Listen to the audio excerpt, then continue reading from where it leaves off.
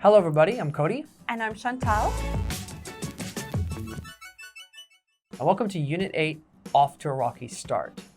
So in May of this year, Microsoft News announced that they were going to be firing many of their digital online editors and replacing that with an AI software that was going to be controlling a lot of the news and editing a lot of it. And if you don't know much about Microsoft News, it's mostly an aggregator. Aggregator. Aggregator. They don't write their own news, they kind of edit and put together on a website so you can click on them. But this AI would take charge, where humans would usually edit a photo, a title, that kind of thing. Take charge. Take charge. I do want to ask you, where do you usually find your news? I like a little website called BBC. BBC. Obviously Google first, but generally yes, BBC. Okay. I'll have a look at BBC, what's going on. Yeah. And CNN even, yes. Okay. I go to specific websites, yes. Yeah. What about you?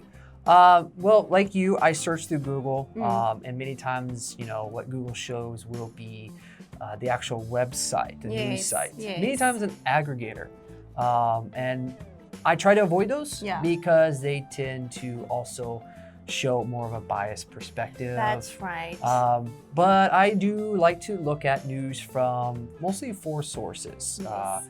BBC, CNN, Fox News, surprisingly, and DW.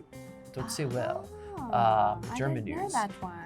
The reason is that it gets a well-rounded perspective of European news. They're kind of a little bit different, more neutral compared to BBC's. Yes. Although BBC is much more neutral than Fox News and CNN, which they're opposite of each other. Okay. Yeah, I try to have a balanced perspective when it comes to news, especially American news and how crazy some things can be. Right, like nowadays. Right. So, but what kind of news stories are you most likely to click on? I love reading about social issues. Yes, and I mean, at the moment, there are lots of things going on as well. That is something that I would generally click on when it's something about what's happening in society. And I'm also interested in politics, so often, yes, I'm usually skipping the sports section. That's not the newsworthy part for me. Newsworthy. Newsworthy. And lately, it feels like there's not a lot of interesting sports news because Not even. everything's affected by coronavirus. Right. So the only sports news I've been seeing is cancellations or changes.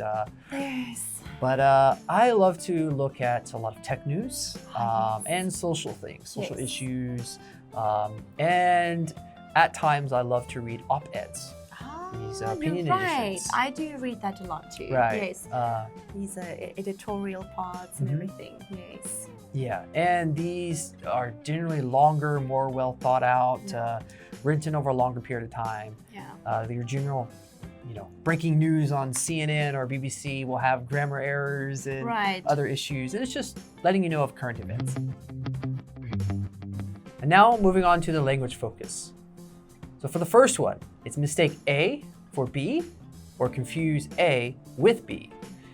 So for my example, I can say, people in Korea often mistake me for Jason Statham.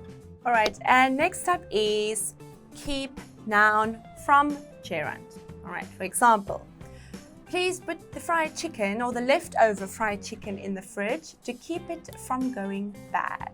All right. Yes, do not forget. Very important. Well, that's it for the preview, and we'll see you on the review section.